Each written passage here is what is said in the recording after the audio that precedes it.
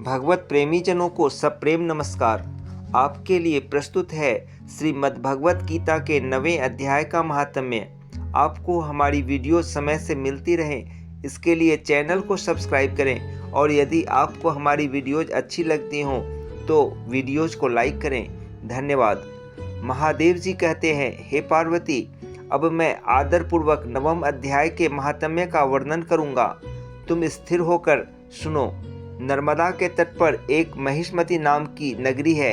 वहाँ माधव नाम के एक ब्राह्मण रहते थे जो वेदांगों के तत्वज्ञ और समय समय पर आने वाले अतिथियों के प्रेमी थे। उन्होंने विद्या के द्वारा बहुत धन कमाकर एक महान यज्ञ का अनुष्ठान आरंभ किया।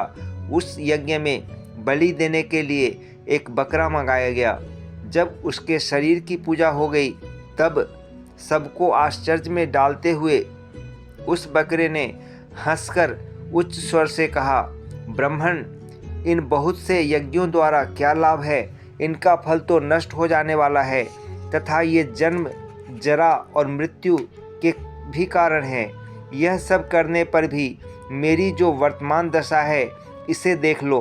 बकरे के इस अत्यंत कौतूहलजनक वचन को सुनकर यज्ञ मंडप में रहने वाले सभी लोग बहुत ही विस्मित हुए।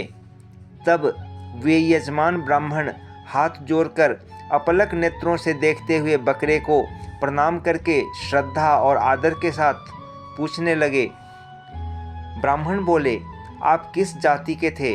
आपका स्वभाव और आचरण कैसा था तथा किस कर्म से आपको बकरे की योनि प्राप्त हुई? यह सब मुझे बताइए। बकरा बोला, ब्राह्मण, मैं पूर्व जन्म में ब्राह्मणों के अत्यंत निर्मल कुल में उत्पन्न हुआ था। समस्त यज्ञों का अनुष्ठान करने वाला और वेद विद्या में प्रवीण था। एक दिन मेरी स्त्री ने भगवती दुर्गा की भक्ति से विनम्र होकर अपने बालक के रोग की शांति के लिए बलि देने के निमित्त मुझसे एक बकरा मांगा।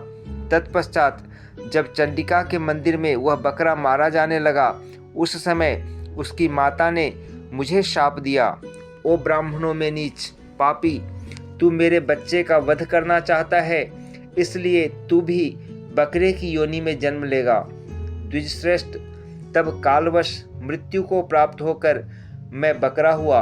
यद्यपि मैं पशु योनि में पड़ा हूँ तो भी मुझे अपने पूर्व जन्मों का स्मरण बना हुआ है। ब्राह्मण, यदि आपको सुनने की उत्कंठा हो तो मैं एक और भी आश्चर्य की बात बताता हूँ। कुरुक्षेत्र नामक एक नगर है जो मोक्ष प्रदान करने वाला है। वहाँ चंद्र शर्मा नामक एक सूर्यवंशी राजा राज्य करते थे। एक समय जबकि सूर्य ग्रहण लगा था, राजा ने बड़ी श्रद्धा के साथ काल पुरुष का दान करने की तैयारी की। उन्होंने वेदांगों के पारगामी एक विद्वान ब्राह्मण को बुलवाया और पुरोहित के साथ वे तीर्थ के पावन जल से स्नान करने को चले। तीर्थ के पास पहुंचकर राजा ने स्नान किया और 2 वस्त्र धारण किए। फिर पवित्र एवं प्रसन्नचित्त होकर उन्होंने श्वेत चंदन लगाया और बगल में खड़े हुए पुरोहित का हाथ पकड़कर तत्कालोचित मनुष्यों से घिरे हुए अपने स्थान पर लौट आए। आने पर राजा ने यथोचित विधि से भक्तिपूर्वक ब्राह्मण को काल पुरुष का दान किया। तब काल पुरुष का हृदय चीरकर उसमें से एक पापात्मा चांडाल प्रकट हुआ। फिर थोड़ी देर के बाद निंदा भी चांडालिका रूप धारण करके काल पुरुष के शरीर से निकली और ब्राह्मण के पास आ गई। इस प्रकार चांडालों की वह जोड़ी आंखें लाल किए निकली और ब्राह्मण के शरीर में हठात प्रवेश करने लगी। ब्राह्मण मन ही मन गीता के 9वें अध्याय का जप करते थे और राजा चुपचाप यह सब कौतुक देखने लगे। ब्राह्मण के अंतःकरण में भगवान गोविंद शयन करते थे। वे उन्हीं का ध्यान करने लगे। ब्राह्मण ने जब गीता के 9वें अध्याय का जप करते हुए अपने आश्रयभूत भगवान का ध्यान किया, उस समय गीता के अक्षरों से प्रकट हुए विष्णु दूतों द्वारा पीड़ित होकर वे दोनों चांडाल भाग चले। उनका उद्योग निष्फल हो गया। इस प्रकार इस घटना को प्रत्यक्ष देखकर राजा के नेत्र आश्चर्य से चकित हो उठे। उन्होंने ब्राह्मण से पूछा, विप्रवर, इस महाभयंकर आपत्ति को आपने कैसे पार किया? आप किस मंत्र का जप तथा किस देवता का स्मरण कर रहे थे? वह पुरुष तथा वह स्त्री कौन थी? वे दोनों कैसे उपस्थित हुए? फिर वे शांत कैसे हो गए? यह सब मुझे बतलाइए। ब्राह्मण ने कहा, राजन, चांडाल का रूप धारण करके भयंकर पाप ही प्रकट हुआ था तथा वह स्त्री निंदा की साक्षात मूर्ति थी। मैं इन दोनों को ऐसा ही समझता हूँ। उस समय मैं गीता के 9वें अध्याय के मंत्रों की माला जपता था।